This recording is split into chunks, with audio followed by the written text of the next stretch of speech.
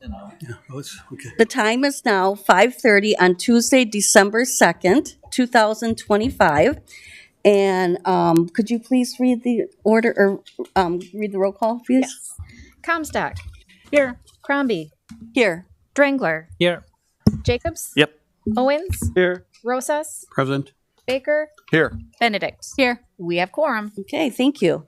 Next on the agenda is the approval of the minutes for November 18th, 2025, Committee of the Whole meeting minutes. Do I have a motion to approve the minutes? So move. Okay, we have a motion. Do we have a second? Second. Okay, any discussion at all? Okay, all those in favor say aye. Aye. All those not in favor say nay. Okay, motion carries. Next is the citizen appearance public comment.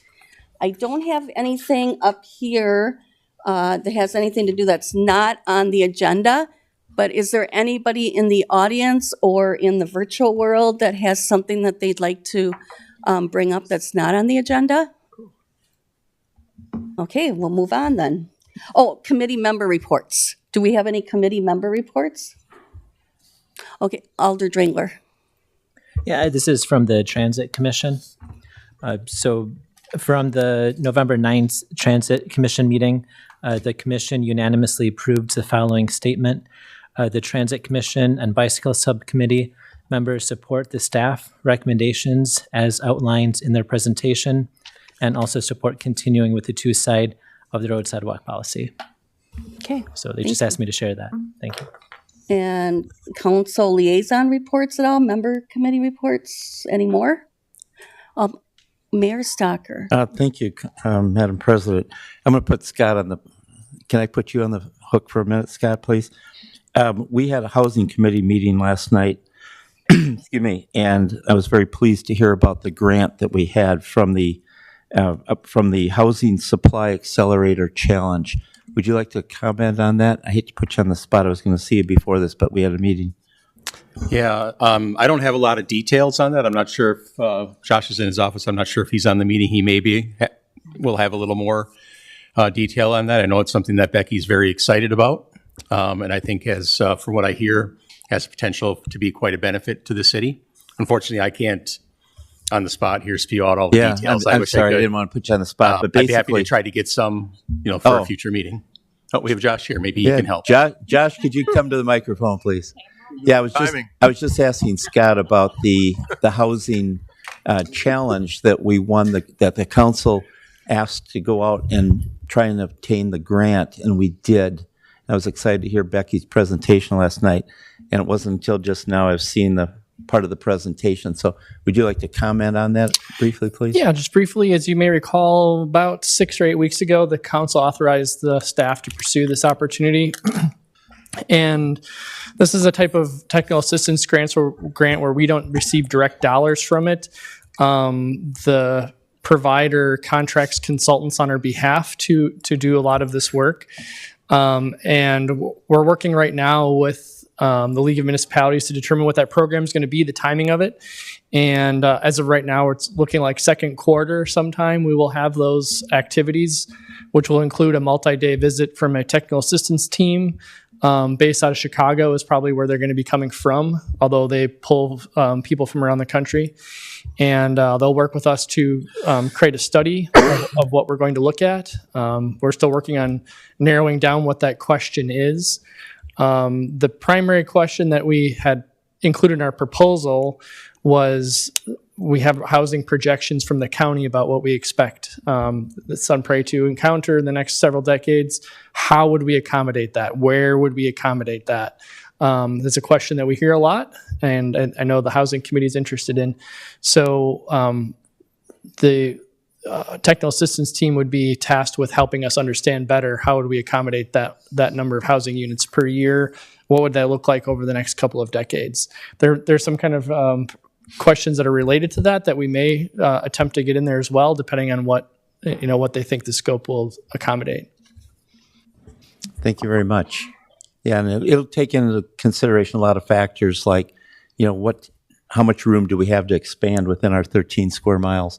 It does a whole deep dive into helping us plan the future. So very happy to get that grant. Thank you, Josh. Okay, Thank you, Josh. so we're going to move on to new business. Presentation and discussion on referral regarding nonprofit funding policy. So I take Kathleen, I'm going to pass this over to you then? That is correct, Council President. Give me just a second to get my screen shared.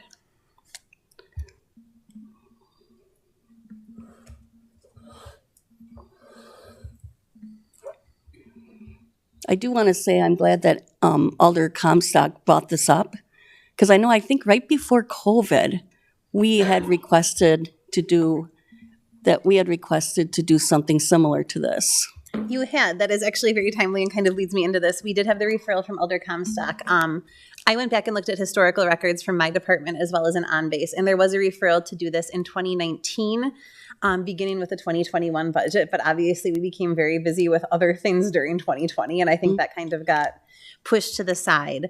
So in developing this, I did take a look at the previous documents that have been provided by the previous city attorney and director of administrative services when they were providing some guidance to council on this, and then also took a look at what other communities in our state were doing to see what we can do just to be consistent and also to not reinvent the wheel should we not need to.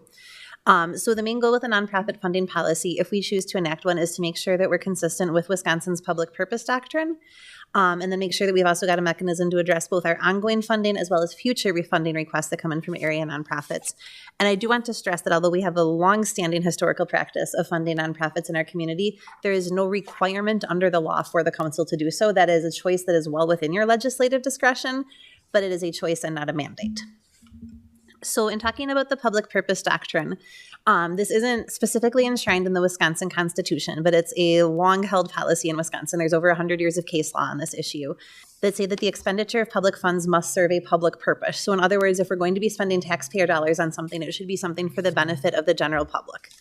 That doesn't necessarily mean that it needs to be spent on a specific city purpose. It could be spent on a contract with another entity. It could be spent to fund another group, such as an area nonprofit. But whenever we're spending public funds, it needs to provide a direct public benefit, support public health, safety, and welfare, which is our main objective as a Wisconsin municipality, and be consistent with the object of government. So it needs to be sort of lined up with the purpose of what is a city here for, what our city is supposed to do. And council can choose to fund organizations if requests are compliant with the public purpose doctrine. I know we did receive comments earlier, I think yesterday, from a resident who was concerned about them needing to be for a secular purpose. That is something that would get evaluated under the public purpose doctrine, because government cannot endorse or promote one specific religion over another. So that's not to say that we could not necessarily fund an organization that is religious in nature, but we could not fund like proselytizing or a specific religious purpose. So an example would be if we didn't have Sunshine Place, there's other communities where many churches have their own food pantries rather than banding together. That may be a situation where we would say we would fund a parish food pantry, but we're not going to fund like religious education coursework.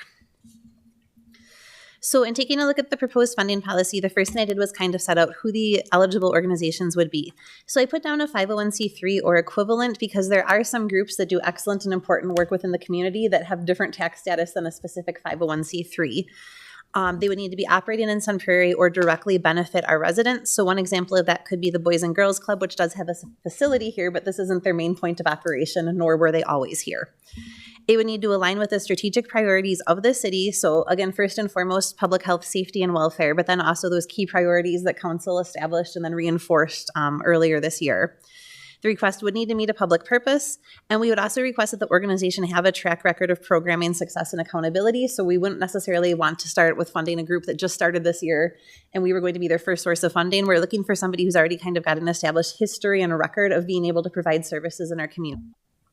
Again, council could choose to allocate funding to nonprofits during the annual budget process. If you did choose to do so, the policy would then allow for the application process to open up at the beginning of the next budget year. So for example, if you chose to allocate money in this year's budget, if it was in the mayor's proposed budget or council were to add it in, we would then open an application process in February to allocate those funds. I did look at how other communities do this, and there are a few cities and counties in the state that choose to allocate based on a percentage of what's left over in their general fund, like discretionary funds at the end of the year. So they kind of look and say, okay, we were planning on carrying over $330,000 or whatever the amount is. We'll take 10% of that and put it towards the nonprofit funding. I didn't want to get that specific because yours can be different and we may have one-time community needs that we'd prefer to meet with those funds first. But that is something that other communities in the state have chosen to do. I then set it up that once those applications are received, the first round of applications would be reviewed by staff. I suggested it would be a committee of 5 employees, and I specifically didn't state who those are because I thought this could be a great opportunity for some of our newly promoted managers or new supervisors to have the opportunity to kind of get involved and present to council. One of the things we've talked about is that we don't really prepare people for what happens when you go from a frontline employee to a new manager or a new manager to a division head, and all of a sudden you're expected to present in front of council. So I thought this could be a great opportunity for that group to kind of have a one-time short review process and then get the exposure of being in front of council and seeing how you work without it needing to be a high-stakes thing for their own department. So I wanted to leave the discretion in there. I did have a conversation earlier today with Alder Owens, who suggested this might be a good opportunity for citizens to get involved as well. And I think that's a great point because oftentimes citizens might want to get involved in city government but may not be ready to commit to serving 5 years on the Police and Fire Commission or joining the Plan Commission. But this would be an opportunity to see how local government works and if it's something they'd be interested in getting more involved with. So when staff review, I created a rubric that was included in the packet, but they'll be looking for these 9 key features. So first, again, it needs to comply with the public purpose doctrine. So we wouldn't necessarily want to fund, the Friends of the City Attorney's Office, which would be a very narrowly tailored group with limited public interest and benefit. But we could look at something like a food pantry and after-school activity programming. It doesn't need to specifically benefit the whole community and all 40,000 of our residents, but the case law on this has been pretty clear that it needs to benefit a decent portion of the community. So there's a case on this out of Madison that I talked about a lot in my materials, where the city of Madison in the 1970s chose to fund services for Spanish-speaking immigrants, a daycare center, and then housing resources. And there it was found that even though one of those was narrowly tailored to parents and another was narrowly tailored to Spanish-speaking immigrants, those were both groups that made up a large portion of the Madison population, so that was permissible. So it doesn't need to benefit every single individual person in Sun Prairie, but it should benefit a substantial portion of the population. We would then look for alignment with our city priorities. So as you know, we've got kind of those 8 key priorities that we tie all of our budget outcomes to. We want to make sure that there's that direct and substantial public benefit, that the group is inclusive and it's accessible. So both is the programming accessible to those who have physical or mental mobility needs or needs for assistance. We'd also look at the community need and impact. So are there other groups that are already doing this work, or is this really the only way for this to be accomplished? The organization's capacity and experience, what financial sustainability and accountability they have. Are they seeking for the city to become their #1 founder for all time? Or is this how we're looking for some temporary one-time support? Do they have measurable outcomes in an evaluation plan to determine if they were successful? And are they also leveraging all of the resources that they can be? So I know Dane County, for example, says that they don't like to fund programs that are already being funded by another portion of the government for some of their grants. So in other words, if you're getting funds from the state, they won't fund it for some of their grants. I didn't necessarily want to do that because I think we want to encourage groups to not view the city as their only or largest source of funding. So then what we would do is staff would come forward with a report. We will present to you on every single group that applied. So even if an organization had an incomplete or untimely application, you would still be made aware that that group did apply. I know that had previously been a concern with ARPA funding, and I wanted to make sure that we did address that going forward. We would give you a report on all the applications with a staff recommendation, but the final funding decision is ultimately a legislative decision, so that would rest with council.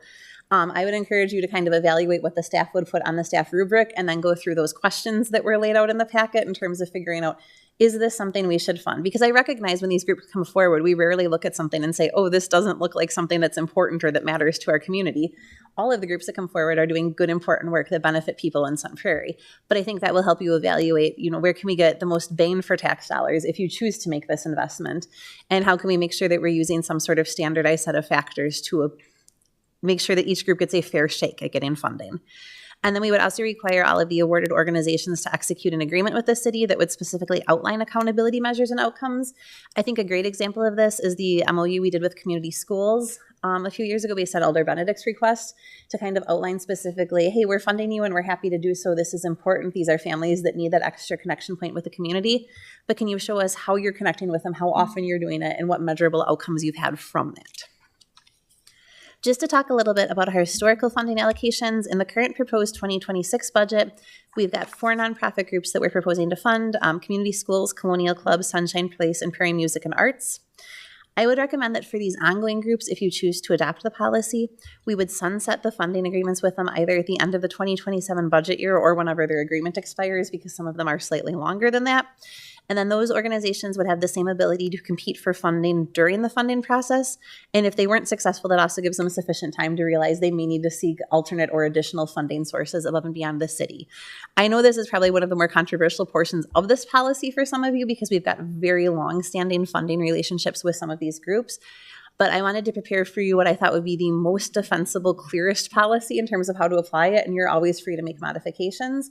But that way those groups would be kind of competing for the same funds that every other group in the city would be, rather than saying, okay, we're guaranteed funding, and then everyone else has to kind of compete for whatever is left over or allocated.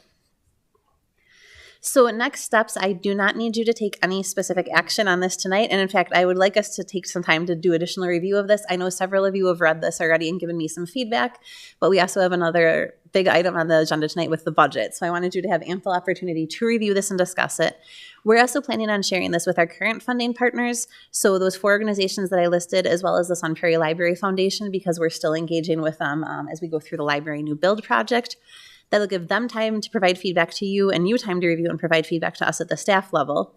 It also gives us a little more time to determine how we want to address the currently funded organizations. So if you'd like to do a mechanism other than what I proposed, it gives you time to think about it. I would suggest we then bring this back possibly at the second council meeting in January because it is the holiday season and we want to give our partners and all of you ample time to take a look at this and review it. And then you could refer it to council for adoption at that point. So I'm happy to take any questions you have right now. Okay, thank you.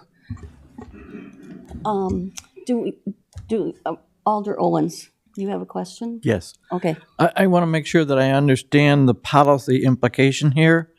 So with this policy in the future, we will be taking these out of the cost to continue budget, and there will be a separate process just for the nonprofits that will then be added to the standard annual budget.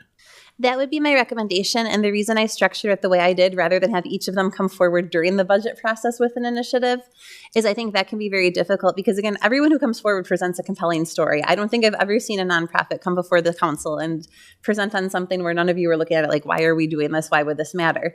And so I didn't want that to get convoluted in the budget process, and I think that gives you the opportunity as council to assess, okay, what funding do we actually have available next year to allocate to these items? And then once that funding amount is set, we can go through and do the review process of those who choose to apply for it. So that is structured exactly as you thought it was, Alder Owens, where it wouldn't be automatically included in the cost to continue. I think council would still have the freedom to perhaps make a 2-year funding commitment if you thought it was particularly appropriate, or a longer term one for an organization. And then that would be included in the cost to continue if we were contractually obligated to do so. But my recommendation would be that we look at this on an annual basis. So that way you don't already have kind of previously committed city funds that are then unable to be spent on something that may be an equally valid or more valuable purpose to the council. Great. Thank you. Okay, Alder Benedict? So it sounds like the committee who would be reviewing this could change from year to year. Will you be providing like a training then for them so that way when they are coming about as a new committee that they have the same scoring that they're year then? Absolutely. And I would anticipate that it likely wouldn't be a full turnover from year to year, but obviously there's always turnover and changes in staff where some people may say, I don't have the capacity to commit to this anymore. But I would be very happy to sit down with that committee prior to the meeting and kind of outline, hey, here's our policy, here's our process. I'd be happy to almost kind of staff that internal staff committee, but I thought it was really important to let other employees get that exposure to council and see, hey, this is kind of how an RFP or RFP scoring works. So if you're a new manager who's never done a project before, these are the same types of factors and rubrics you would be applying when you score those bidders or proposals. Okay. I think I would recommend just having like something that states that the training would be provided going forward. Just, I know if right now we know that, but, future years it'd be helpful just to make sure it's clear. Thank you. You're welcome. Okay, Alder Rose. Kathleen, can you share, you talked about these programs having a sunset. Can you share that with us of when that sunset, is due or expires? Sure. So for Prairie Music and Arts, we have a 5-year funding agreement that I believe we are in the second year of. And then for community schools, we have a 3-year agreement that I believe we're in the 2nd year of. So community schools would come up kind of contemporaneously with this process. Prairie Music and Arts would be a little bit longer. And then Colonial Club and Sunshine Place, we've worked on agreements but have not formalized them yet. So those we would address as we're kind of formalizing the agreement. My recommendation with those groups would be, as we go to formalize them, that we kind of align it with this for consistency. Okay, thank you. Kathleen, on that agreement, isn't there like we have to give community schools an 18-month period to, at least 18 months if we're going to not fund? Yep, there is a lengthy notice period on that. And we've talked about that with community schools. The city administrator and I had a conversation with the school district and the community schools team earlier this year, and we talked about starting to rework that agreement. And I think that's something we'd like to address, just because that almost binds the hand of a future council, where it's like, well, we can not fund it, but we have to wait a whole nother year to not fund it as we're talking about it. So I think that's something we'll seek to address as we go forward with amending it. We just haven't had the opportunity to sit down with the schools and fully finalize what changes would you like, what changes would we like, and how we can work through this. But I know it's something that's still kind of, I don't want to say on the back burner, but we all know it's an outstanding item we need to get back to. Mm-hmm. Okay. I do have 2 people in the audience that would like to speak in regards to this item, so I'm going to call them up. Our immediate past mayor, Paul Esser. And if you could just give us your name and your address for the record. My name is Paul Esser, and I live at 201 East Lane Street in downtown Sun Prairie. So I have 2 comments that I wish to make in regard to this item, my perspective on this. The first one has to do with what Kathleen said. The City Council has complete discretion on public funds that are used for public purpose. That is the way it's been. It's been that way for years here in the state of Wisconsin, and that has worked effectively for Sun Prairie. Now you're proposing to create a cumbersome bureaucratic process to evaluate how those monies might be expended. And in fact, you're going to internally develop some rules as to how to evaluate those, all of which, in my opinion, slows down and cumbers the process. And there has been, prior to this year, there has been no call for that. And I cannot recall anything in the 10 years that I sat here where there has ever been an issue. People have come forward and we have with requests, and we have disposed of those requests as they came, and I think effectively. So that's my opinion. I wanted to share that with you. The second part has to do with the monies. Could you get back to the screen, Kathleen, where you had the 4 organizations? Yeah.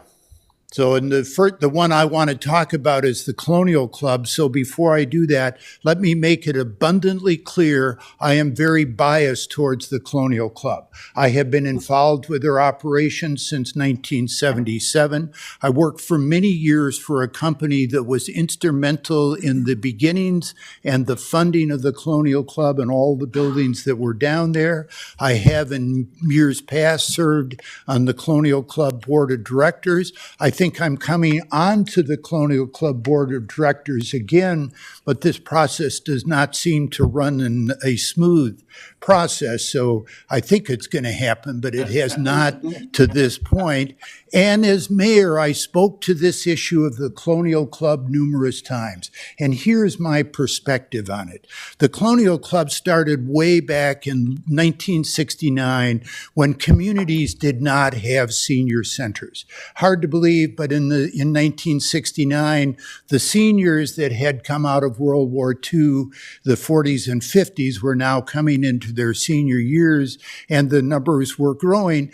And in this community, some people recognized the need for an organization to help with those people, help with some needs they had, and also socializing.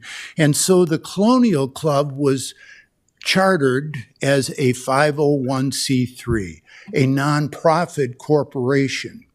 Most communities, however, since that time, all communities since that time have senior centers. And most of those are municipal operations. They're not 501c3, but they're units of the community government. They're funded by the community. The people working there are city staff, community staff. Colonial Club is different. They do a lot of private fundraising, but they put a lot of effort into doing that.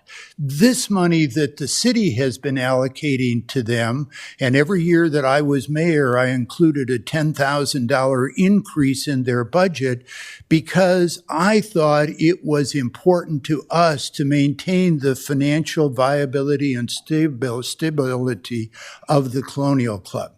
We looked at the Middleton and Wanakee senior centers in like 2018, 2017, and those two are municipal centers, and we realized that they are paying 2 and 3 times more per capita than the city of Sun Prairie is contributing to the Colonial Club.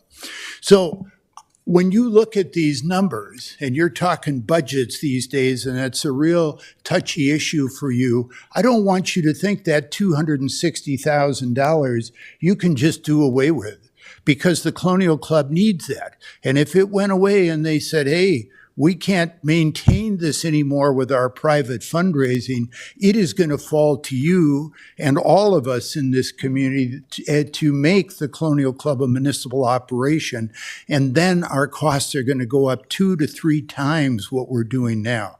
So this $260,000 to the Colonial Club, you should look at it as an investment that protects you from paying much more than that. I understand that is not your issue tonight, but you might be tempted to look at these numbers and say, there's some money to be had here. And in the case of the Colonial Club, that is not the case. And I want to bring that message to you because of my involvement with the Colonial Club and my activities serving where you are now. I'm familiar with these numbers and I can attest to this firsthand. This is an investment that is paying great dividends for the city of Sun Prairie. So I would encourage you not to look wantingly at this number of the Colonial Club and thinking we could use that money for other purposes. It would not be any money you would save, and frankly, it would not be in any of our best interests. People are going to be unhappy if we don't support these people. And I have a further bias, of course, because I'm in this age group that uses the Colonial Club, so I'm talking about myself as well. But that's what I wanted to emphasize with you. These dollars are important. They're an investment you're making. You do away with these dollars, you're going to be asked to do far more in a short period of time. Thank you. Okay, thank you, Paul. Don't we have a state statute? I think we talked about this, Caitlin, that we have to cover the Colonial Club. Sure. You can take it if you'd like, City Administrator. So there is a state statute regarding senior center funding, but there's not an obligation to specifically cover the Colonial Club, nor is there like a specific percentage that needs to be allocated. And I think Mayor Esser's point was very valid, or former Mayor Esser, that the Colonial Club is probably one of those examples of great community leveraging and partnership, where they're potentially more effective with our investment than we could be on our own with that same investment. But there isn't like a very specific mandate that's like, you must operate all of the exact same services they are and all of the same hours. So other communities do have senior centers that are community operated. I came from a community that had one of those. Some of them are very robust. Some of them are essentially like a Meals on Wheels kitchen and a couple clubs.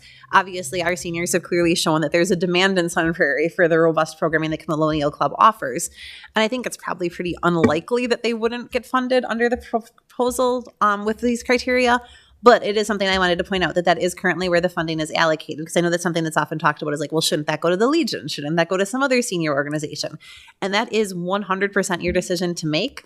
I wanted to structure this in a way that any decision to award funds you made using these criteria would be defensible. And I think whenever the funds were first appropriated to Colonial Club, those probably were the criteria that were evaluated.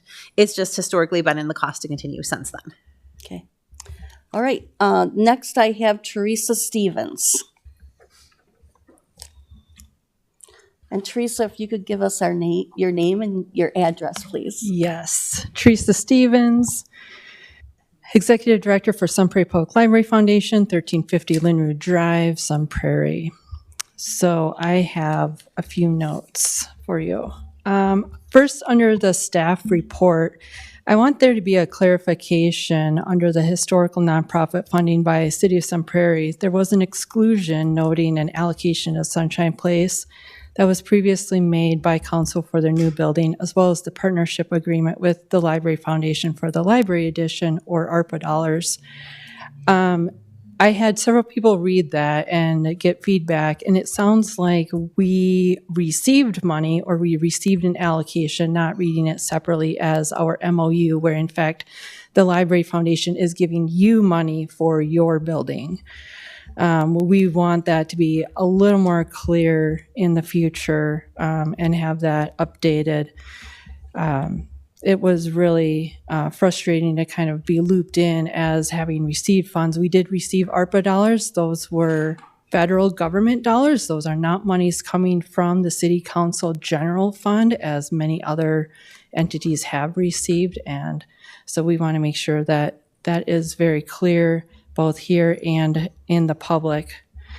Now onto the policy number 3. Is the council planning to create a new line item for the budget, in the budget for allocations? If so, how are you going to actually determine that amount? Kathleen touched on that a little bit in her presentation, but I think that's a fair question that the community is going to have, and that should be delivered in a very transparent way. Number 5, the application timeline is clear. However, the timeline for the review, award, and reporting is not. When will the nonprofits be alerted? When do they need to have their agreement signed? And most importantly, when is that reporting due back to council so that you know if they are in good standing? Number 6, what are the performance and reporting requirements? What type of data will nonprofits need to collect for their reports? What are you specifically looking for? In some grant applications, it is very clear what they are looking for and what everyone needs to monitor. In others, it is up to the individual nonprofit to make those decisions. How are you balancing all of that equitably across all of them? Then in number 7, who will be collecting the periodic evaluations and determine whether the grant was used per the terms of agreement? Who will report these findings to council and when? These are all things that are not covered yet. So I'm not in favor or against the policy. I would just say that there's a lot of components here, a lot of questions yet to be answered. And I'm hoping that this will help generate some of those. In the presentation, the last slide also says that staff will circulate to current funding partners for review and feedback. I do have a concern in that it doesn't seem very transparent to have the beneficiaries making your policy. How is that really fair to literally any other nonprofit in the community who is not currently receiving funding? If you are not aware, there is a group of nonprofit professionals who meet bi-monthly. It's the Sun Prairie Nonprofit Collaborative. And I am sure that that group would be more than happy to help you with that and likely have many more insights to provide as well. So I wanted to inform you of all of that. And lastly, Shelby Van Pelt is speaking at the library at 6:30, so I gotta go. So we still have a little bit of homework to do. Okay, I do have a jot form here from Jewel Kavanaugh, and she is in support of this item, but she will not be speaking at the meeting. Jewel's not here, right? Okay. She is not. All right. So we're going to, Alder Benedict, did you have something else? I just want to say I really echo the nonprofit organization in touching base with them to get those viewpoints more than just what we're funding. So I just want to echo that. I am more than happy to share it with them. I initially was trying to figure out where to share it because I had the previous suggestion to share it with Teresa Stevens based on her previous work on council. I think she was actually on council when the first discussion of this policy was being talked about.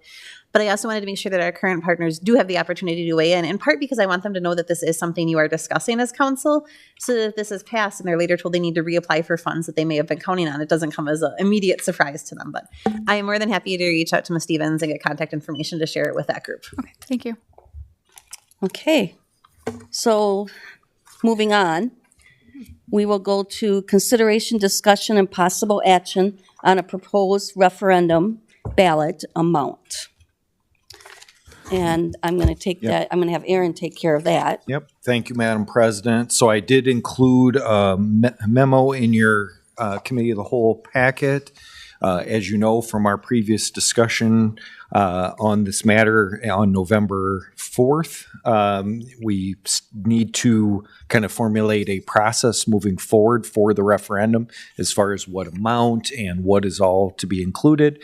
There was direction provided at the November 4th meeting that the referendum should not exceed 3.9 million.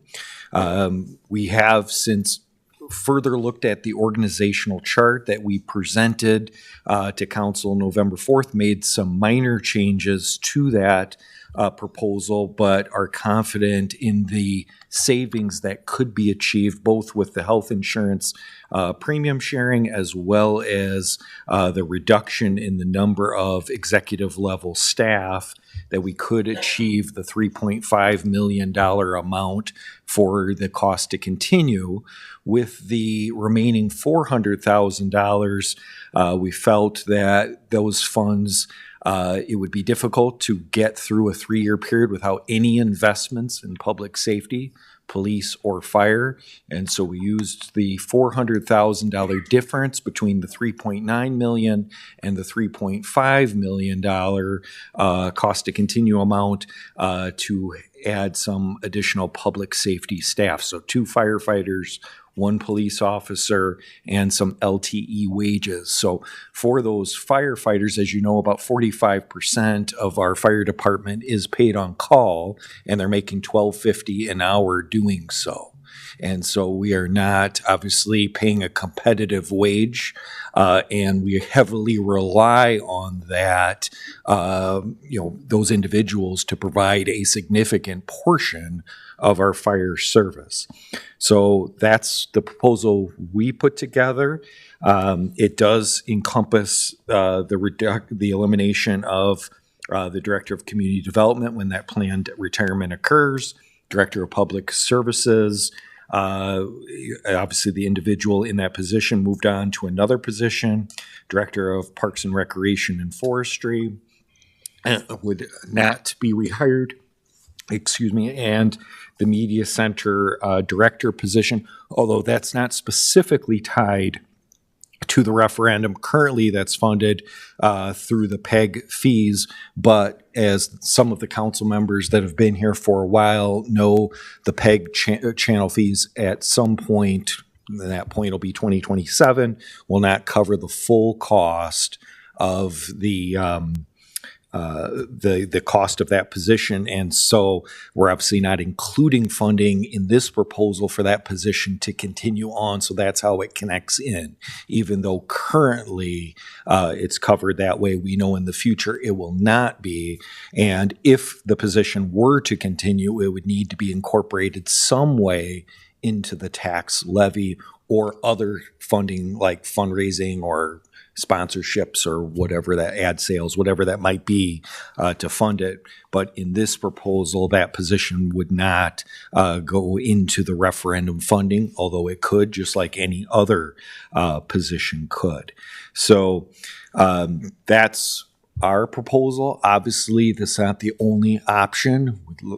There was obviously discussion when we went out and presented to community groups who wanted to see the full cost to continue as well as additional investment.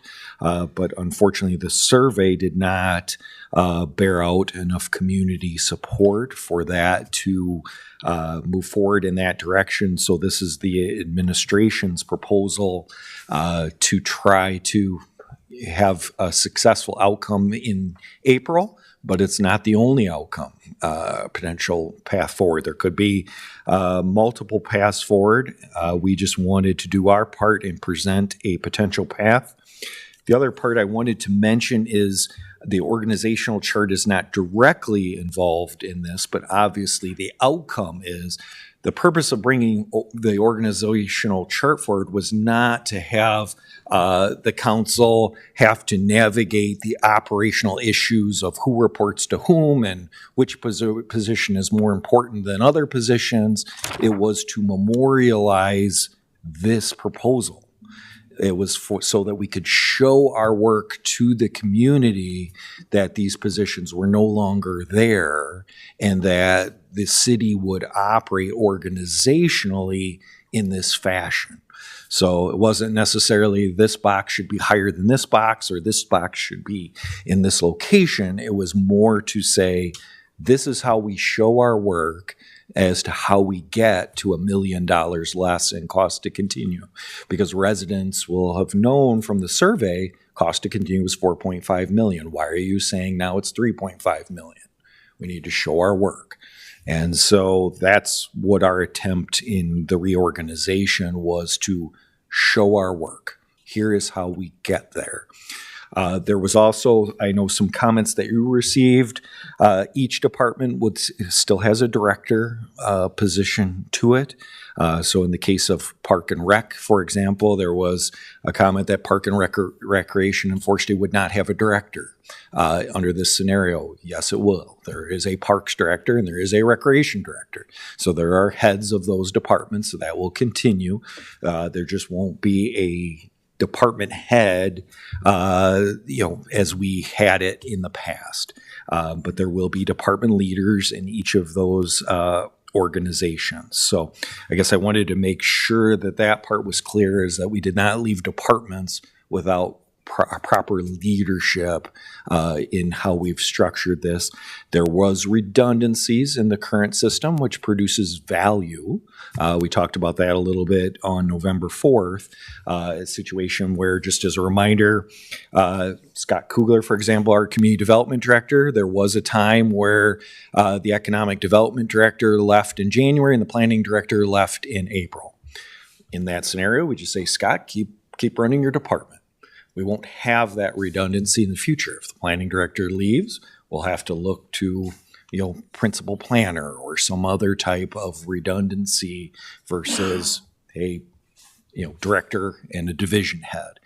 That comes with costs, which is how we're trying to save some of those dollars to come to this proposal. We have invited departments to let us know if there's any shoring up that needs to be done to make this work, any investments we need to make, raises, title changes, those types of things. They have presented those, and we are considering all of those. If they have merit, we have provided enough slack in this system to be able to fund those requests. So we are assuming every one of those requests is granted before we evaluate it on its merits.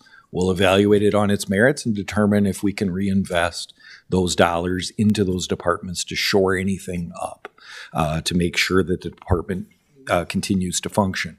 One other thing I wanted to mention is organizational charts are not permanent.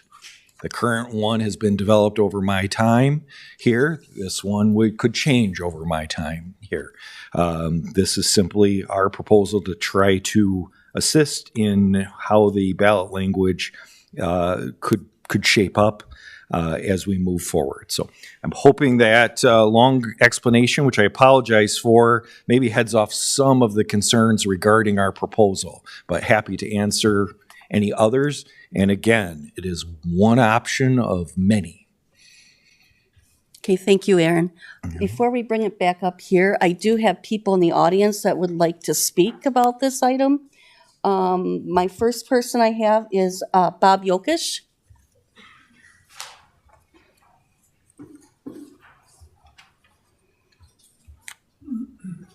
And I may have to cut you off if you go over 3 minutes, Bob. One page. Can you please give us your name and address? You bet. For the record?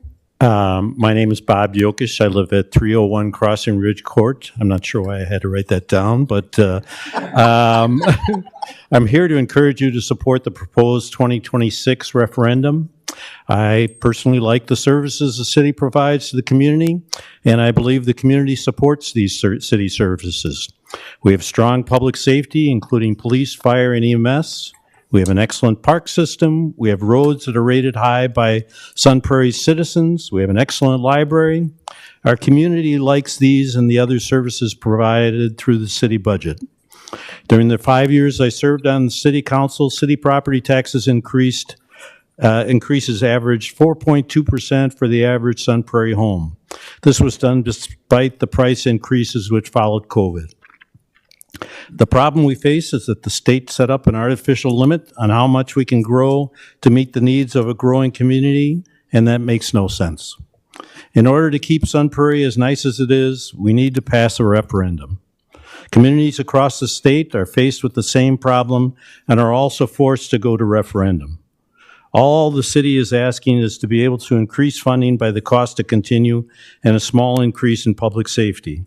So basically, do what we would be doing otherwise without this stupid artificial limit put in place by people who don't live here. Please support the referendum and let us go back to the community and their elected officials deciding what services are needed to be provided for our city. Thank you. Okay, thank you. Next is Paul Esser.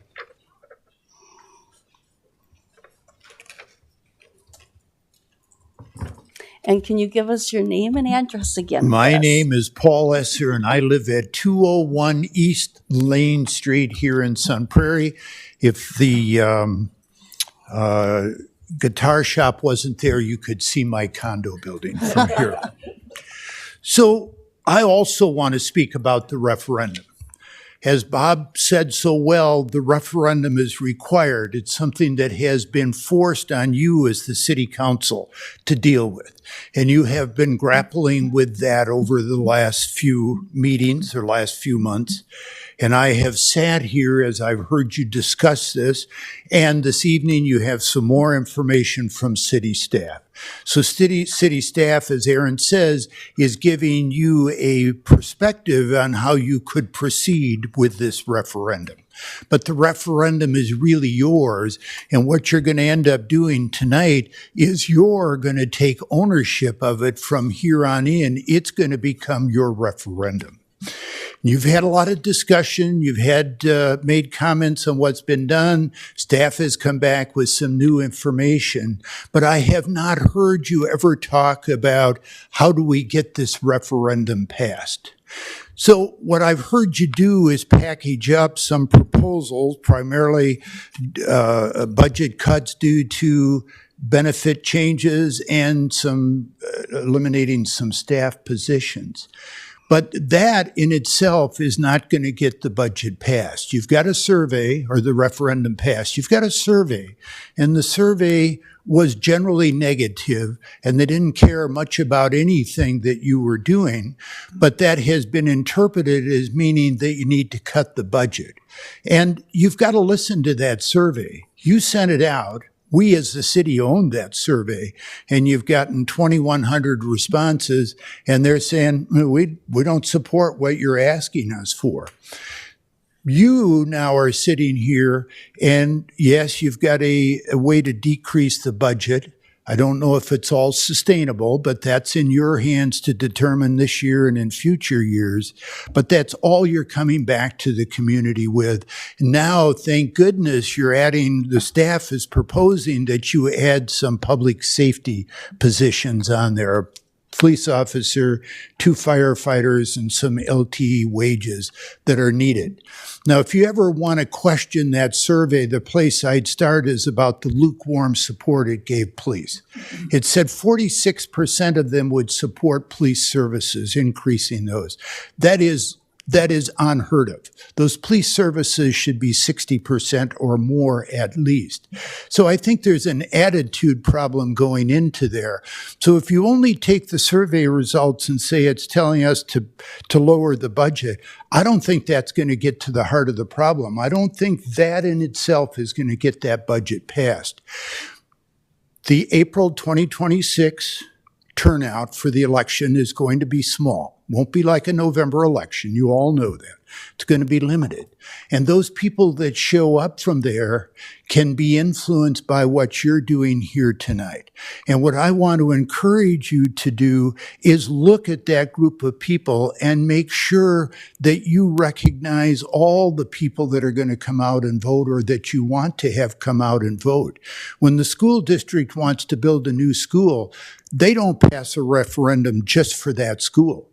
They touch every school in the district because they know those people in those other schools will get out and vote if they get something in their school. But if all they do is the new school, the people at Northside, they aren't coming out because they got no dog in that fight. So they sit back. I say you've got the same issue with this referendum. You have to put things in this referendum that are going to get people out to vote for that. And who are those people? What are the departments you need to recognize? They're the community-facing departments. It's the library, it's park and recreation, it's the museum, it's the media center, and of course, police and fire and EMS. Police and fire and EMS, you've done a good step. The staff is proposing a good step forward, and I would encourage you to incorporate that into the referendum. But I think you need to go back with those other ones, and you need to look at them, and you need to look at the library. And maybe you say, we can't afford to do the entire makerspace manager position in this referendum. But we're going to commit that we're going to put some dollars towards that, and we are committing to do more in the future.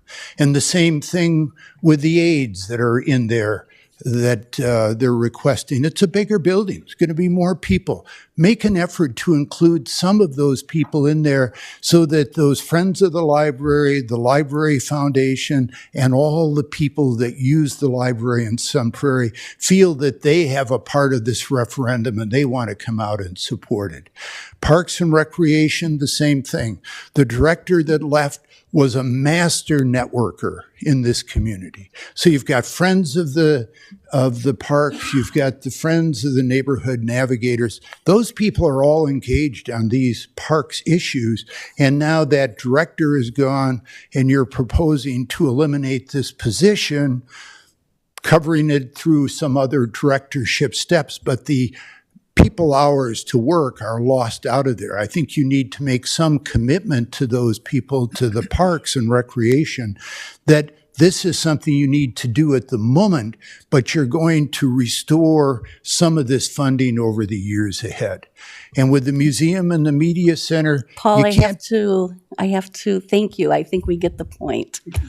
We only have a certain amount of time that we can, because I've got two other people. So, thank you. Okay. Okay. Next is Justin C. Is he here tonight? I believe he's Pardon? online. Oh, okay. Hi, Justin. I have you down as wanting to speak. Muted. Are you muted? There you go. Okay.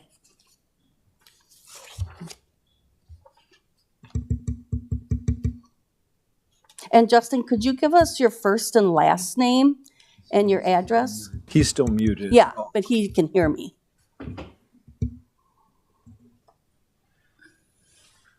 Does he need to be promoted? Oh, okay. And we asked him to unmute.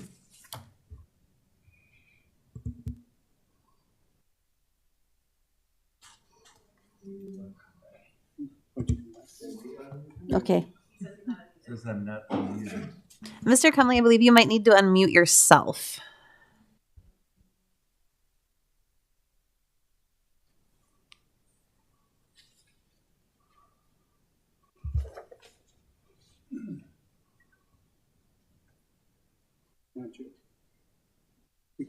Okay. In the meantime, I have two other JOT forms.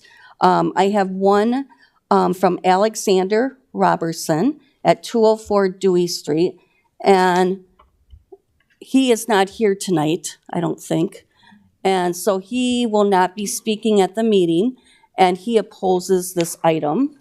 And then I also received one after 4:30 from, let's see, Sunshine Anderson at 1442 Thoreau Drive. And she is in support of this item, but she does not want to speak at the meeting.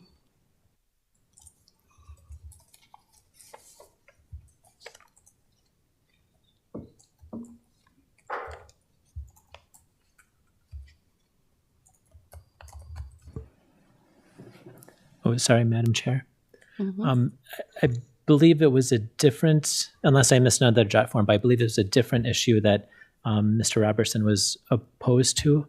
Well, he did put down 6B in the cow, and this is 6B.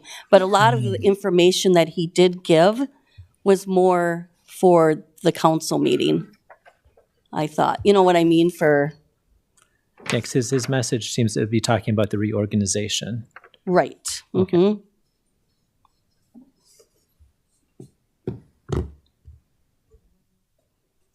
Because he did write, I am in opposition to the proposed organizational structure upon which the city administration appears to rely to arrive at the dollar amount for the referendum.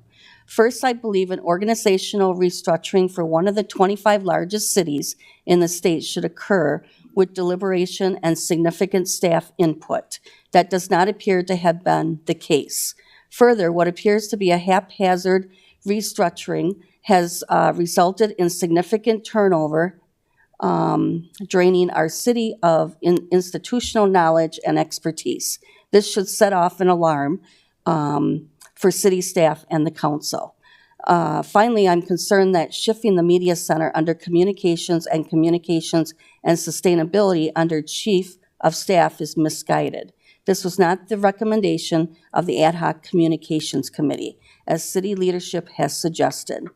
Additionally, it creates a disparate collection of departments under the direction that merit wasn't even mentioned on the previous 2025 organizational chart. It would be wiser to eliminate the chief of staff altogether and have the media center and sustainability report directly to the city administrator, as they do now. So that's pretty much what he had put down on the jot form. Okay, Justin, are you with us? Yep, I'm here now. Okay, My name's Justin, and I live in Smith's Crossing. I'm opposed to the. Justin, could you tell us what your last name is and your address? I'm not going to give my address. I live in Smith's Crossing. Last name is Cumley. Okay, I'm opposed to the referendum. I made some comments on it. My concern is that while I applaud that they lowered the amount to 3.5 million, and I am in support of public safety, we keep relying on citizens to fund the government when us as citizens here, we need to balance our budget. My taxes are going to increase if this referendum passes. The city's going to raise my property taxes when they do another assessment on my home. And then at the last meeting, we dipped into our discretionary funds. The city only has, I think it was 300,000 in the discretionary funds, and we should have $1 million or $2 million. So what are we gonna do next year when we don't have enough money to cover budget? Are we just gonna ask the citizens again to keep paying more money? I think there needs to, at some point, the government needs to be able to balance their budget with what they have and make things work. There needs to be some hard conversations made, and maybe some money needs to be looked at if it's getting spent wisely and put it towards more valuable resources. So I just don't think the citizens here can continue to incur the cost of school referendums, city referendums, increase in taxes because of assessments. So that is why I'm opposed to it. Thanks for the time. thank you, Justin. All right, so we don't have any other people that would like to speak on this, correct? In the audience? Just wanted to make sure. Okay, so Aaron, I want to thank you for putting this together. I know this is a tough situation, or, for us, or a situation that we need to talk about. So I'm going to bring it back up to the table, or to you, all of you up here. Who wants to start? Okay, Alder Owens. Actually, I have a question for Chief Garrison.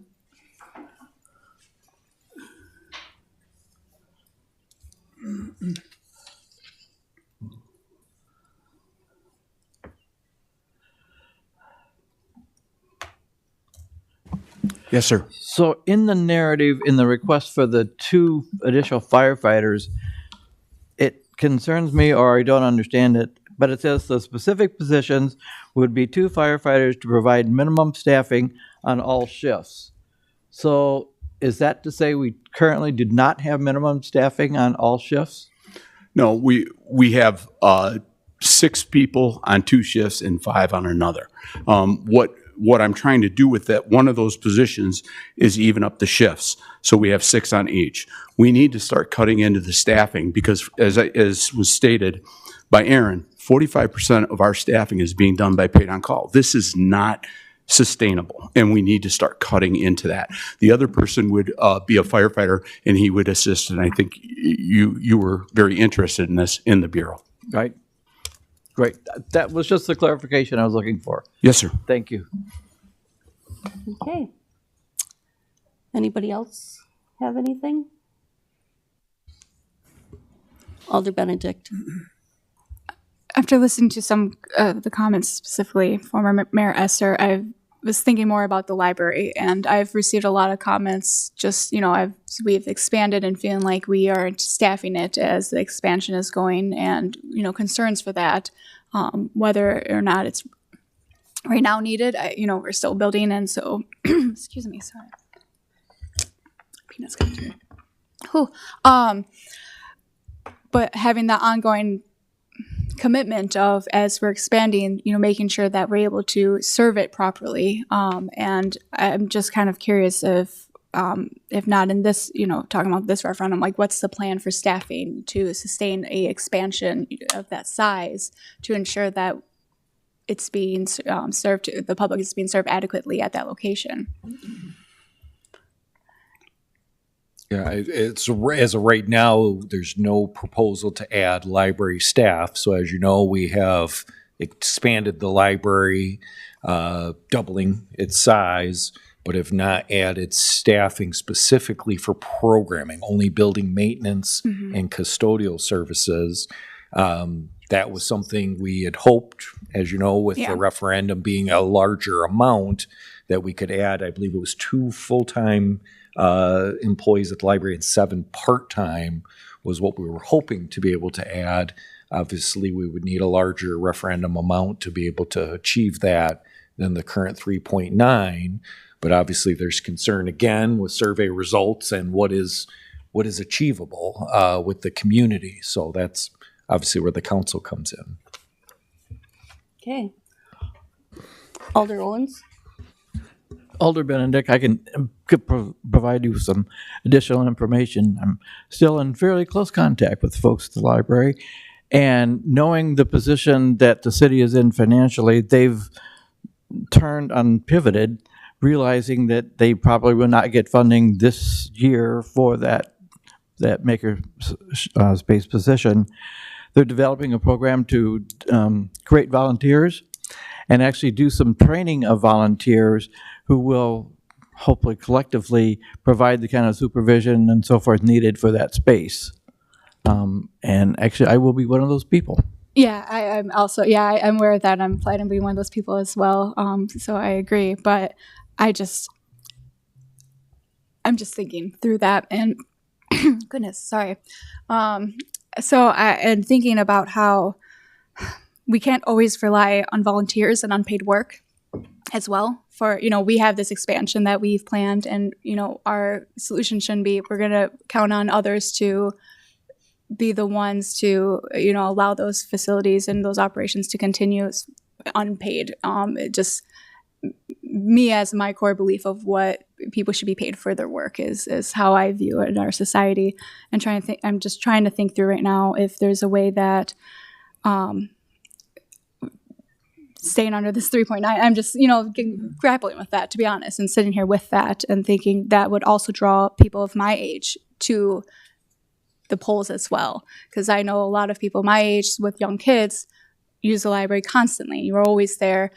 And if that's on there, that's another way to poll voters. So, is it, and I don't know the answer. I'm just sitting there with that, to be honest. Okay. Alder Jacobs, I think I saw your hand up Unless it's before. about the library. My question's not about the library. Oh, okay. Okay. Alder Drangler then? I'm just building off what Alder Benedict mentioned about the library, and my thought was, because I believe that former Mayor Esser did make a very strong case about how if we want to chance over this referendum passing, how it's very important that we reach out to a large group in the community. And so my idea, this is just right now that we had after former Mayor Esser's sharing his thoughts, was what would the feasibility of having a part-time makerspace coordinator position look like rather than a full-time position? Unfortunately, Swetha's not with us tonight, but I don't know if Alder Owens, if you've something that you're familiar with, or if any staff are familiar with that, would it be feasible to have a makerspace position and then increase the referendum to 3.95 to cover that part-time position? I don't. Alder Owens wants Owens, take did the you want to first- respond? or- I think, obviously, I think the library would appreciate any resources that could be made available. Part-time is sometimes a challenge. I'm just speaking globally in hiring and retaining. Oh, I'm sorry. Yep. I don't usually mess that part up, but I did. So I think they would take any resources that you're willing to offer. I think they have to come with the understanding that it may be more difficult in a part-time capacity, but that's an assumption. No, there's no way to know that for sure. Back from when I was on the library board, we really didn't contemplate anything less than a full-time position because we actually went around and visited a number of libraries throughout the state that have makerspaces. And in each of those cases, it was a full-time position that made it work, which is how that request originally became developed. I certainly can't speak for the library board any longer and would be very uncomfortable trying to do that. I wish Swetha was here. I'm sorry. I just don't feel comfortable answering for what I don't know. She will be here later. It's just there's a prior engagement at the library at this point in time, but she will be here later if that's of interest to alders. Okay. Alder Jacobs? My question is to staff, and it's a small amount, but the 30,000 that was in the memo that was to be divided between police and fire, it said volunteer fire and patrol officer. Is that? So there is, the proposal includes 2 firefighters, 2 full-time, 1 full-time police officer, and then the LTE wages all go to fire personnel, to the paid on-call fire personnel. So Okay, that's so how then- it divides. That's why I wanted. Okay, it's just I wasn't clear about the language because then it says and a patrol officer. Thank you. Yep, Thank you. that's correct. Okay.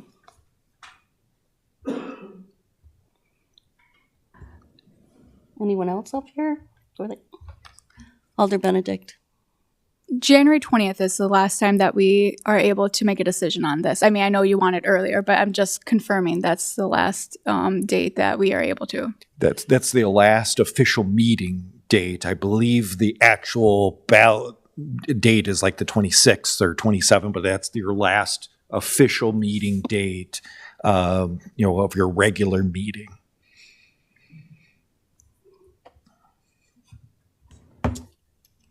Alder Owens? Are we going to be having a separate meeting or discussion on the actual language of the referendum? So we have provided sample language, so that is included in your packet. There are some blanks in there because We have not adopted, as you know, because we'll be doing that tonight, the budget for 2026, and the referendum will build off of that budget. Okay. So there's some blanks that we need to fill in that are financial, but we wanted to have you see the language just to kind of get familiar with it, because it is very stringent in the sense of how the language is set up by state statute and all of those other pieces. So we wanted you to at least get a trial run of looking at it. Great, thank you. Yeah, there's a sample ballot that you can look at. Mhm. Yeah. Okay. And then, Alder Comstock? I'm a little concerned with ideas coming up at the table and then having them come in and sort of shifting the way we might be thinking about things. It seems a little random isn't the word, but it is not. It doesn't feel thoughtful. And with all due respect to Mayor Emeritus Esser, I completely understand where he's coming from, but how do you do that? To speak to the people when we've been through a survey process. The survey has given us some information. We want to accept that information, make decisions on that information, not make decisions based on that information, and make different decisions. Add a half a position here, move somebody from half-time to full-time.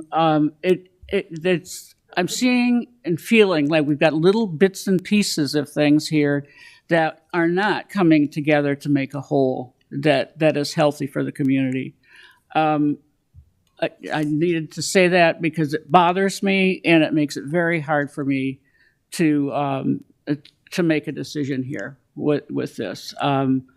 If something gets thrown out on the table, I think if it's worth throwing out on the table, then it's worth taking some time to talk about it, just as what Alder Drengler had offered. If that's a serious offer, then let's take some time and talk about it. What does it mean? How is it going to change things? How is it going to make things better? Will it work? Won't it work? But to just toss something out there without us as a group having an opportunity to really explore what that means, it doesn't seem to me an appropriate thing to do. So we need time. If we're going to be doing that, we need the time to really put some thought into it. Well, and the problem is we don't have the time. We have to make a decision for it to get on the ballot. We have to make a good decision.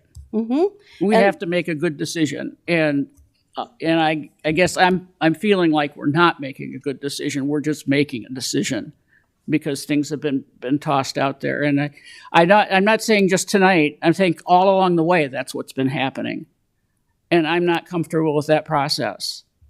I don't think we're doing what we need to be doing for the community. I don't think what we're doing is speaking to the community. I will say, I've said this before, and I will probably say this until the day I die. The elderly in this community have had it. I'm getting phone calls. I cannot pay any more. I cannot pay. You want to take $100 more? I don't have $100 more to give you. And what are we doing? What we're saying to people like that is, then sell your house. I don't care if you've lived in it for 50 or 60 years. Sell it. Get rid of it if you can't afford it. We have made it unaffordable. Why are we doing this to people? We all need to get on the phone and call the people we know at the state and work on changing the law, because the law is wrong. How people are being treated is just not right. And like I said, I continue to get those phone calls. Maybe the rest of you don't, but I am. People are in pain. So any decision that we make here tonight, we have to think about the pain that it's causing some people. And we have to put some time and thought into it. That's just me. Maybe the rest of you don't feel that way. That's fine. We'll do what the rest of you want to do. But I think that we have a responsibility to have a heart here. pay attention to the community, to understand what's going on, and speak to them as best we can. Well, I also think that the community wants more public safety, in which we have in here, and it may not be the best one written up, but we're always going to be making changes. We've been discussing this for weeks, and we're always going to be making changes. And I think that, I mean, this is only a cost to continue plus public safety that we are asking for. And hopefully, like you said, the state will step up and do their job, you know, and, but I feel we have to make a decision tonight, what we're going to have on the referendum. We can't just, I don't think we can push this off anymore. Because I think, what is the date? January? I don't mean to get you on, put you on the spot. The 25th is sticking in my head, but I'm not 100% sure. I'd have to look that up. So, but the last, like they said, the last meeting, that regular meeting we have planned would be the 20th. So yeah, that if need be, we would have to hold a special meeting to go beyond the 20th. Right, because that would be December 6th and December 20th. Okay. Anyone else? Alder Owens. We have been working on this a very long time, but in our jobs, we always have imperfect information. And that's just something we have to live with. And we have imperfect information from our survey, but it's what we have to live with, to make decisions with. And what we know from the survey is people would not support a $4.5 million cost to continue. So the only way to try to attract more people, it seems to me, is logical. It's what the consultant recommended, was to make a smaller ask. And so staff has provided us with options to cut $1 million. And we don't know if that will work, but it is a reduction from what we originally asked. So I think it's reasonable to assume that we would attract some yes voters from that. The other thing that we know is the primary function of a local government is to provide safety. And we do that with our fire and with our police. And so now we have a plan that includes that. So it seems to me to be a fairly perfect combination of trying to address the problem with the imperfect information that we have. And I agree with the council president that I think we need to take action tonight on this.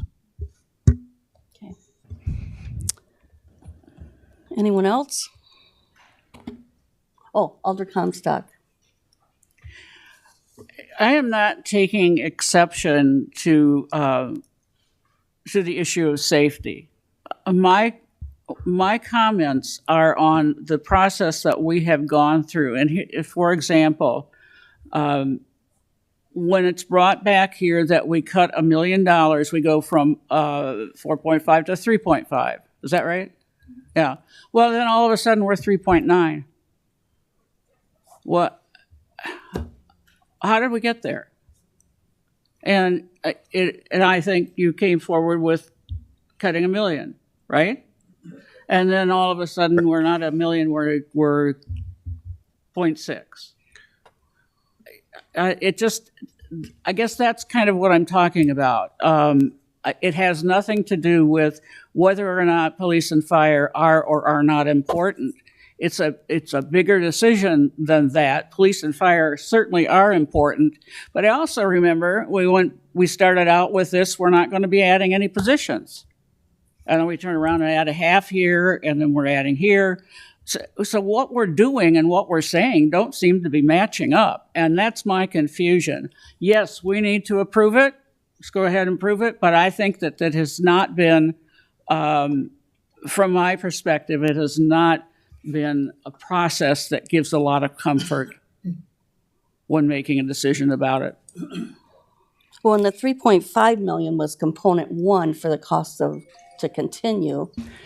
And then. I'm sorry, I understand what you're talking Yeah, about. I don't think, I have no interest in arguing about it. I'm just simply saying that this process, to me, has felt cumbersome and not productive. Okay, and you can go back and you want to debate anything you want to with me, but that's a waste of time. No, I don't want to Okay. debate. I'm just giving the information. And I understand So- it. I was here when that happened, so. And I think we have some deadlines, correct? Yes, I just wanted to clarify. So, shout out, thank you to my deputy who helped me out and city attorney. The actual deadline is Tuesday, January 27th. Obviously, the easiest moving forward is that it's approved by the 20th, which is a regular council meeting. Otherwise, we have to do special meetings and that kind of thing. So, I just wanted to clarify that the actual deadline would be Tuesday, January 27th, but our last regular meeting is January 20th. Okay. With all due respect, I don't feel that we would be able to wait until the 20th. And a lot of that has to do with education. You know, we have to get out there. We have to get information ready so we can educate the public on this. So, I mean, but thank you for giving me that information. Yeah. Alder Benedict? How much education is going to be happening during the holidays, to be frank? Like, I'm just being honest. I don't imagine that we're going to be doing a lot of education opportunities during the holidays. So I think like postponing potentially, if we want to have additional conversations, if that's felt like it's needed, if we postpone it to the next meeting and then have the final in the first week of January, there's probably not much education occurring, I'm assuming, during that time, because it'd be very difficult to do so.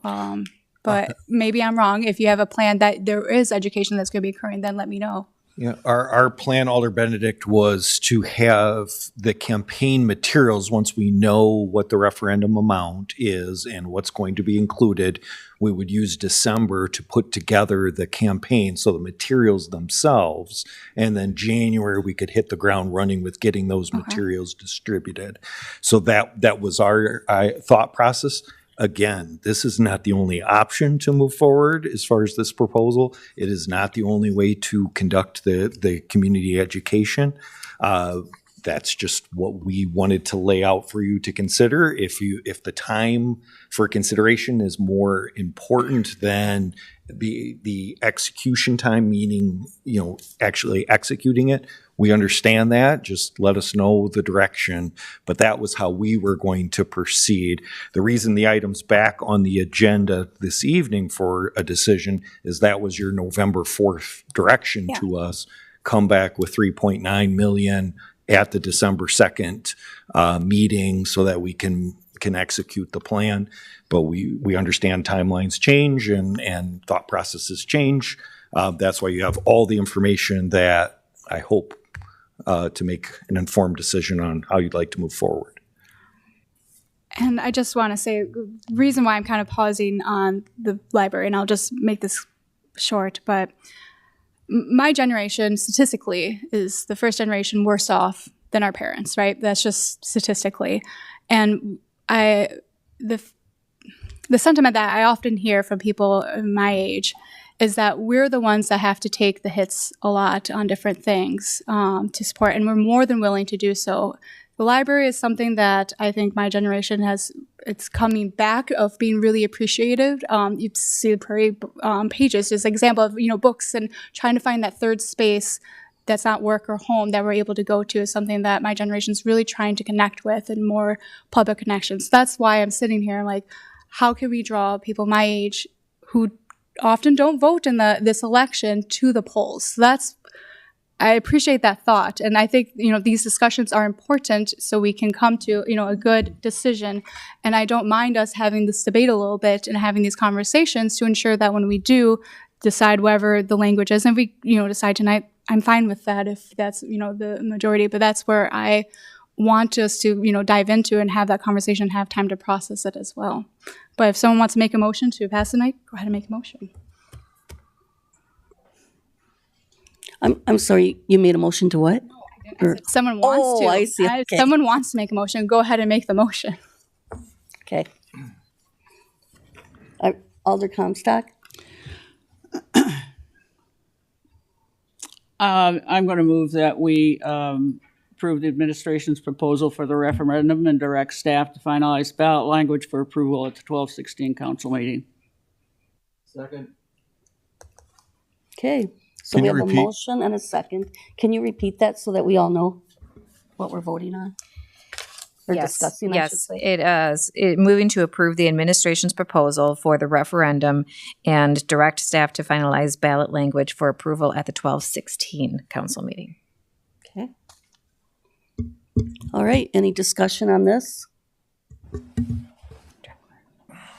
Alder Dringler? Yeah, just a quick question. What would the impact be of, actually, I'll hold my questions after the vote. Sorry, Madam Chair. Okay. Alder Jacobs? Yeah, I have two things, and I was moved by what Alder Bennett said about the library, and I hate to look at it as carrot versus stick, but while the library might not be getting more personnel, if the referendum does not pass, the library is going to be gutted. All of our services are going to be gutted. So I hope what you're calling your generation comes out to vote for this because of what will happen if it doesn't pass.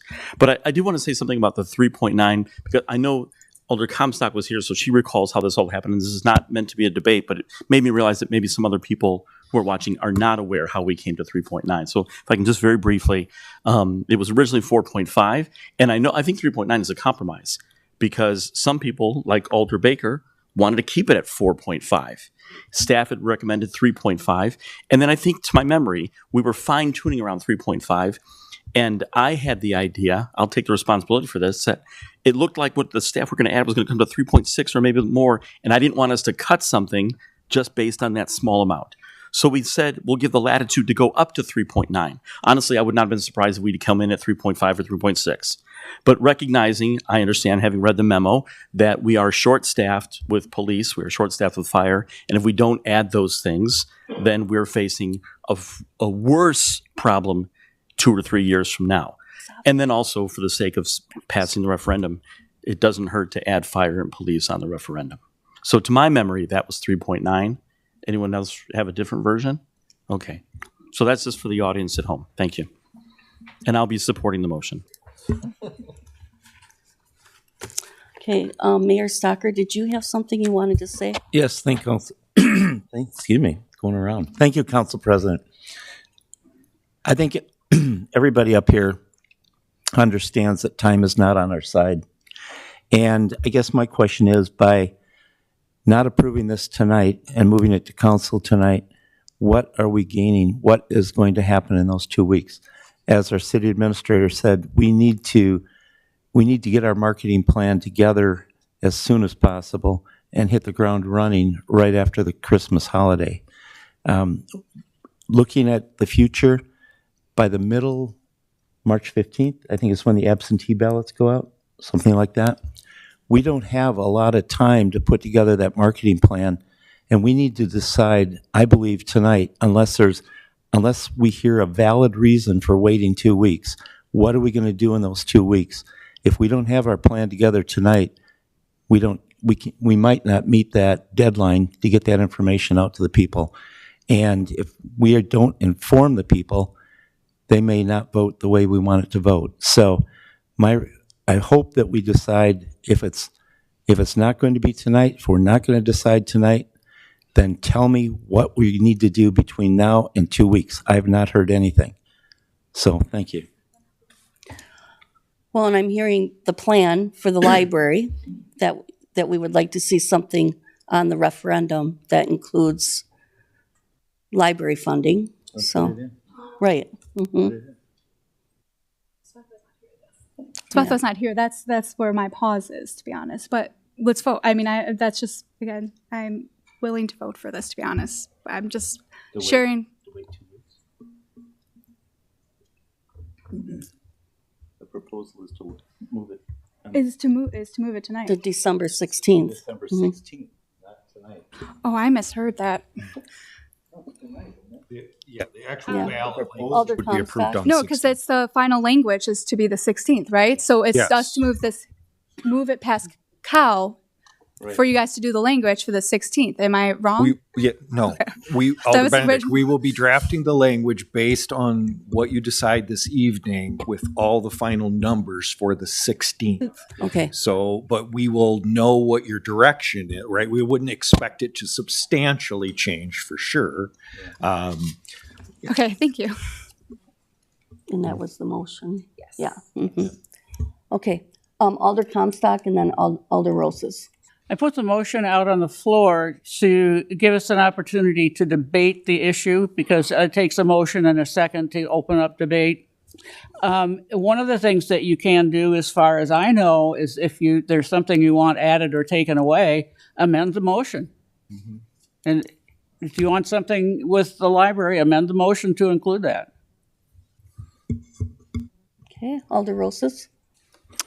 Thank you, Madam Chair. I don't know if this is for city staff or perhaps a chairperson, but we've been talking about getting this information to our residents. And my question is, what avenues are we going to use to get this information? I think that was a big discussion in that ad hoc communication committee. It was basically using social media, which is wonderful. But it's probably folks for, like, for example, Alder Benedict's, age. How about seniors? And I think that question was brought up twice. One by I and also, I can't remember, Mr. Shabaki, I guess, also brought that up. So I'd like to know how we're going to get this information out. I mean, this is a big deal here, ladies and gentlemen. And I need the residents to know exactly when they go to the polls what they're voting on. So.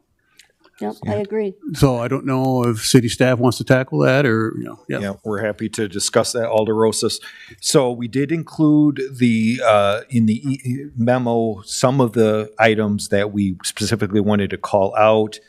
So obviously providing key talking points for elected officials and city staff, doing a frequently asked questions section, website content, news releases, social media posts, video content, and scheduling outreach opportunities with community groups like town hall meetings and things of that nature. So those were just some of the things that we outlined as potential opportunities for getting the word out. We are open to any suggestions from alders to enhance this, go beyond that. As you know, and you mentioned Steve Sabaki, we started the newspaper article every month. I would obviously include that in my article in the Star. So there's a number of different opportunities. Direct mailers is also part of, we added budget for that in Miller's contract. So, but if there's opportunities where you'd like to enhance it or things that we haven't even thought of that were successful in campaigning and the things that you've done, this is all I've said from the beginning. Alder Rosas, you've been in those meetings that this is all new for us. We are doing our best. So if there is something that you think would work, we are very interested in hearing about it.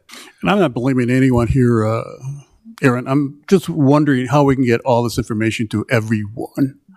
So my experience has been, and speaking about my past experience, is neighborhood meetings that I had. And this is a one-on-one contact here where the residents see their alder, ask questions, and I don't know that's going to be part of the process of communicating. I've had a conversation with Sandy on this, and also Ashley, and I think also Alderperson or our chairperson was there as well. We talked about it, yeah. And yes, and to me, I found that really effective. But I don't know how Sun Prairie feels about that. I think it's a good tool to get that information out to our residents. So that's just a suggestion. Let's try it. I don't think we can go wrong with trying, those, and maybe we'll experience some success. As I was, Alder Benedict and I were talking earlier, there's several meetings I went to. Some were very small, where it was Sandy and I were there, and there were 2 people in the room. And then there was some groups where it was 50 in the room. And so we'll find out. Yeah. Well, the other thing I'm going to suggest, we had 4 listening sessions regarding sunshine. That was really effective. Why not do something in that nature? I- Just a suggestion. So, thank you. I don't think it should be a suggestion. I think we should plan on those types of events. And so I would be happy to have the alders in those settings, absolutely. Thank you. Alder Dringler. Yeah, thank you, Madam President. I'm just going back to what former Mayor Esser shared, and I do think it's really important that we get more people, a bigger base of people excited about this referendum. The Friends of the Library, library staff, parents who frequent the library. So I move to amend the referendum to change the amount to $3.95 million to allow for a makerspace coordinator role. Okay, do we have a second? What was the amount again? I'm sorry. Was it? To 3.95. So That would be an addition of 50,000. 50,000. I'll second. Okay, any discussion on that? I think just for clarification, I assume that's a part-time, at 50,000, it's a part-time. Yep. Yes. I just wanted Yeah, to make sure it was clear. Yep. Okay, so we have two motions now out on the table. We have the amended motion that we have to vote on first. And I hate to ask you this, but can you read the amended moment or motion? Yes. Yes, so the amendment being proposed is to change the number from 3.9 to 3.95, which is allowing 50,000 to go towards a part-time makerspace position for the library, and including that. So this Yes. is just on changing it from 3.9 to 3.95. Okay. Alder Rosas. I know. With all due respect, I think this is not a good idea. I'm not going to support it. I know you have really good ideas, but right now we are in a budget crunch. And to add another, even any position, part-time or full-time, is not a good signal that we're sending out to our residents. So I'm not going to be supporting this. Thank you. Okay. Anybody else before we vote? Alder Owens. From staff, could we get a bit more clarification? How much of a position are we buying with this? I think we can do some figuring here as far as that goes. Because if my recollection is right, this won't even get us to half a position. Yeah. Well, and that's what we're, It's 137,000. For full-time? Full-time. Okay. Yeah. So 38%. Yeah, that'd be with benefits. So the benefits Half is of really 130. expensive. Yeah, it's probably 30% of the position. yeah, this would be 30%. no benefits. So I have to ask, does adding a 0.3 position do a lot for us? And I'm Mr. Library, don't get me wrong, Is he out there? but I want to be practical about this. And what are we telling the library? Oh, we're going to use you to try to get more voters.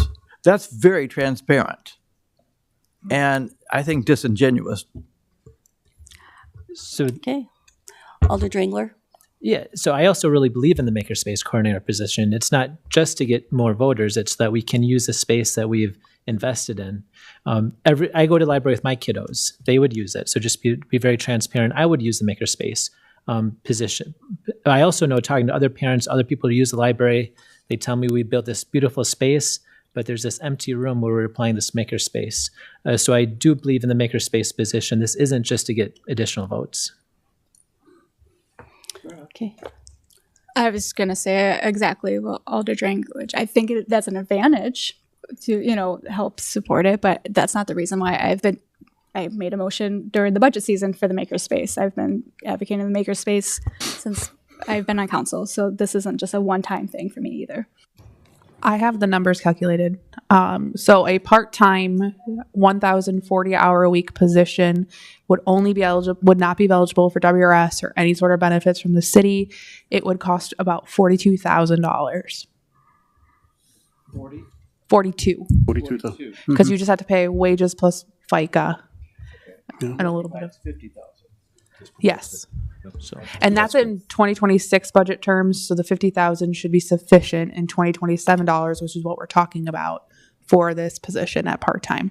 Which is the other clarification, because if we vote on this now, this does not affect the 26 budget, but the 2027 budget. Correct. Yep. We would not have the referendum would pass in April and would be effective for the 2027 budget deliberations. Okay, thank you. Yeah. Okay, Alder Rosas? I'd like to ask my colleague, Mr. Library. You mentioned earlier that you toured other libraries and they had a full-time. What would be the difference if we had a part-time? How effective that's going to be versus the full-time? I don't know that I'm really qualified to answer that because you're talking about a professional staff position and your best guess. My best guess is it would be helpful. It's better than relying totally on volunteers as we have for the current plan. I will admit that very freely. Thank you. Okay, we do have Swetha online. Oh, good. I just happened to see Shwetha online. Maybe we can save Mr. Library here if Shwetha is available. Okay. Shwetha, are you there? She is. I am. Thank you, Shwetha. Yes. I don't know if you've been part of the I- conversation. The makerspace is coordinators being discussed, part-time versus full-time, and what that means. Well, I have to say, I know Teresa Stevens mentioned our visit today. We have our atrium packed with people just so excited to hear Shelby Van Pelt speak today. So it's an exciting day at the library. But yes, I mean, certainly a full-time makerspace coordinator position is what we would aspire to have because with a full-time coordinator position, they can fully realize the opportunities in that space and also lead the effort to coordinate volunteers to also be in that space. So obviously with part-time, we wouldn't be able to do as much, but it's certainly a step in the right direction if that's all that, if those are the only resources that we would have available. So we may not be able to, as it is now, we wouldn't be able to be open all the hours that we would hope to open. And in fact, even libraries, as Alder Owens has probably mentioned, even libraries with full-time dedicated staff, you don't see maker spaces open all of the hours that a library is open. We're open 69 hours a week. So even with a full-time makerspace coordinator, that would not be feasible unless we had other staff and a full core of volunteers to help run the space. But it would certainly help to have some more organized programming in there, also open studio time. The makerspace is not a space that we can just leave open without any oversight, just for safety and also just for guidance. So yeah, I mean, 20 hours a week is better than 0 hours a week, I guess that's what I would say. And we are lucky that we live in the Madison area. There are a lot of very interested and qualified library professionals in this area. So I think recruitment would be I don't want to say easy, but I think it would be, I think we'd have a good pool of candidates if this position was posted. Okay. So if we don't have anything else to discuss, can you please read the roll? And this is on the amendment. This is on the amendment. Okay, thank you. Yes, this is on the amendment. Comstock. No. Crombie. Aye. Drangler. Aye. Jacobs. No. Owens. Aye. Rosas. No. Baker. Aye. Benedict? Aye. And that passes 5-3. Okay, and then we have to vote on the original. And then, yes. Yeah. So hang on one second. Let me Can you read the roll on that then? yep, let me just get. Hey, can you repeat that one again, please? So then the next one is we are voting on the original motion, but amended to 3.95 instead of the 3.9. So now it's as amended. Does that feel clear? It doesn't look like it on your face. No. Okay, so the amendment has passed. So the question before us now is to take the 3.95 Okay. to, to the getting Put it in ballot. with the Yes, original. yes, thank you. Okay. Okay. And have like the language on December 16th. And have the language come back, yes, to December 16th.